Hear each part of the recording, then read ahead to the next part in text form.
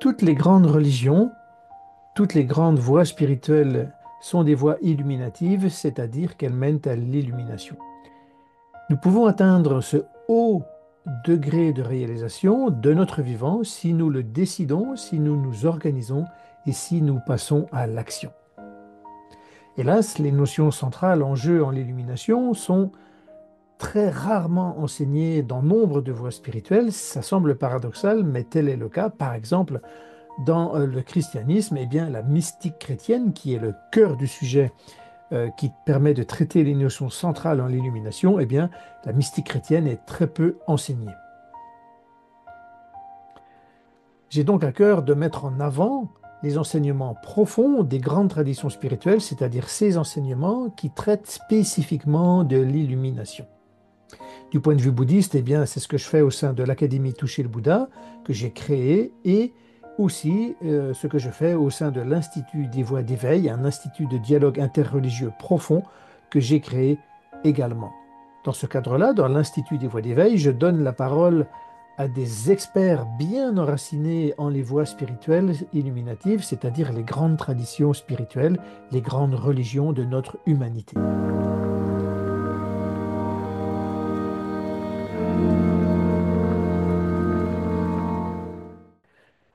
Ce qui m'a le plus rapproché de Dieu, ça va vous sembler paradoxal hein, pour un lama bouddhiste de parler de Dieu, eh bien, c'est qu'en fait, Dieu pour un croyant en chemin et Dieu pour un mystique réalisé, c'est-à-dire ascensionné, qui a été touché par l'Esprit Saint, qui a rencontré l'union mystique, c'est deux sujets différents.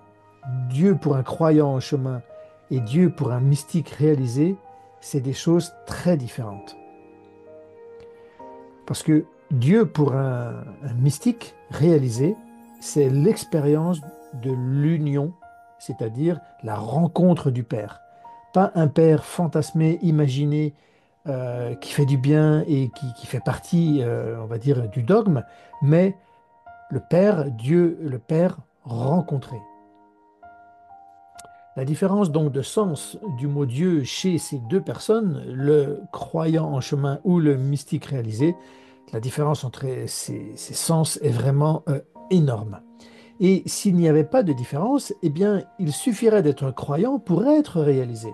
Eh bien non, malheureusement, il y a une grosse différence entre savoir ce qu'il y a véritablement de profond derrière le mot Dieu et le réaliser, ou alors simplement être inspiré par ce mot et tout ce qui va avec. C'est vraiment deux mondes différents, si l'on peut dire.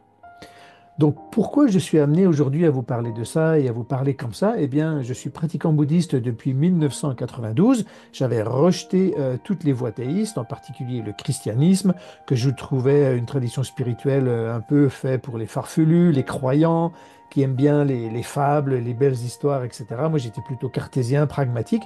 Et donc, j'ai cheminé dans le bouddhisme et puis j'ai fait en particulier 5 longues retraites complètement coupées du monde, dont la retraite de 3 ans et 3 mois, à l'issue de laquelle on peut être qualifié de lama si on consacre une partie de notre vie à la transmission. Et donc une retraite d'1 an et une retraite de 4 ans. Et dans cette retraite de 4 ans, eh bien, dans la troisième année, le maître de retraite nous a conseillé d'enrichir notre pratique par tout ce qui nous semblait bon. Et là, je me suis souvenu les propos d'un ami bouddhiste et chrétien qui m'avait dit, Arnaud, un jour, intéresse-toi à la mystique chrétienne. Donc là, au cœur de cette retraite intensive où on méditait plus de 10 heures par jour depuis déjà plus de 3 ans, eh bien, j'ai écrit à cet ami, je lui ai demandé de m'envoyer des livres de maîtres chrétiens.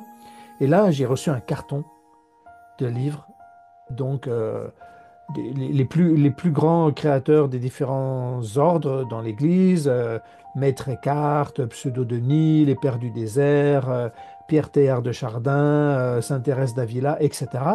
Et là, quand j'ai lu leurs textes, avec la profondeur du bouddhisme que j'avais exploré dans la retraite, je me suis dit, oh my God, ils ont les notions très profondes qu'on étudie dans le bouddhisme lorsqu'il s'agit de parler d'illumination. Donc je suis tombé à la renverse et je me suis dit, ben, finalement, le christianisme et les autres voies spirituelles profondes mènent à l'illumination et l'illumination, elle ne relève pas d'une tradition. L'illumination, c'est l'illumination. Dans un second temps, on peut lui attribuer, enfin, on peut ajouter un discours, une poésie, un vocabulaire propre à la tradition, mais l'illumination est illumination, elle est universelle et vécue de la même façon. Elle-même, cette expérience, elle transcende toute tradition. Donc, c'est de cette façon que j'ai compris ce qu'il y avait derrière le mot Dieu en vérité. Et donc, je suis tombé amoureux du dialogue interreligieux profond et donc des autres voies spirituelles quand on les étudie sur leur versant mystique. Donc, vous l'avez compris, je suis amoureux du dialogue interreligieux profond parce que le cœur du sujet de toutes les grandes voies spirituelles, c'est l'illumination et c'est elle qui est la source de toutes les grandes religions. L'illumination est donc le sommet universel visé par ces voies spirituelles et elle s'organise pour nous amener à ce sommet de notre vivant. Maintenant, parlons un peu de ma foi en l'amour. Ah, l'amour, vaste et profond sujet. Alors, pour garder le fil qu'on était en train de tirer ensemble en lien avec la mystique, eh bien, je dirais que avoir étudié les notions en jeu en l'illumination permet de comprendre que tous les êtres ont ce potentiel de réaliser l'illumination, quel que soit leur tempérament et ce qu'ils ont fait dans leur vie. Ils ont tous ce potentiel, comme il est dit dans le christianisme, nous sommes tous faits à l'image de Dieu. Donc, savoir qu'on a tous ce potentiel-là fait naître spontanément de l'amour et de la compassion pour tous les êtres. Pourquoi? Parce que la question, c'est pas de savoir si tel ou tel est parfait, tel ou tel a telle qualité ou tel défaut. La question est de savoir comment faire pour que cet individu atteigne l'illumination. Donc l'objectif, c'est premièrement de cultiver notre intériorité, de cultiver notre spiritualité pour nous, nous rapprocher de ce sommet élevé, voire de l'atteindre. Et puis, chemin faisant, d'aider autrui à s'intéresser aux différentes voies illuminatives pour que peu à peu il polisse le miroir de son cœur et atteigne cette fameuse illumination s'il met les bouchées doubles de son vivant.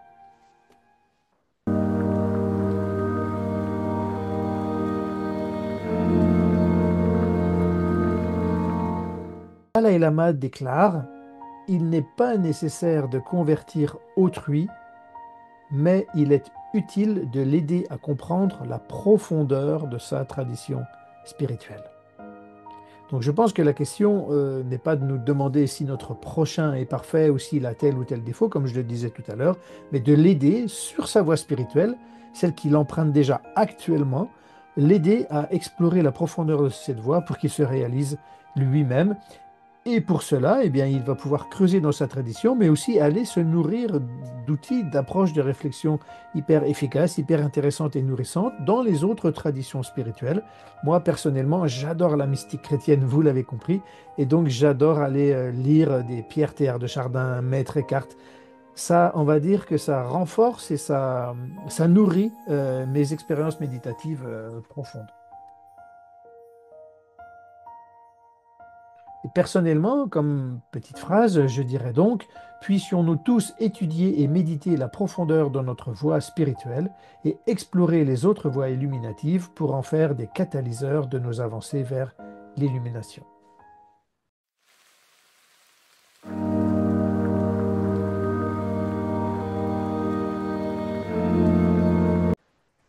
Personnellement, je rêve d'un monde où les enseignements profonds des grandes voies illuminatives seraient mis sur le devant de la scène. Ça permettrait à chacun de s'intéresser à cette grande profondeur et à la réaliser. Et si une grande quantité d'individus sur la planète venait à être réalisée, eh bien, ça transformerait complètement la face du monde. Donc, prions pour que les grandes voies spirituelles ne gardent pas au placard les enseignements profonds, c'est-à-dire leur mystique, et prions pour que les individus aient la curiosité de se tourner en cette direction. En 2 générations, le monde pourrait être radicalement transformé. Nos grandes religions ont tout le nécessaire pour cela. C'est donc plein d'espoir, mais à chacun de prendre sa part, à chacun de s'organiser pour étudier, méditer et se réaliser.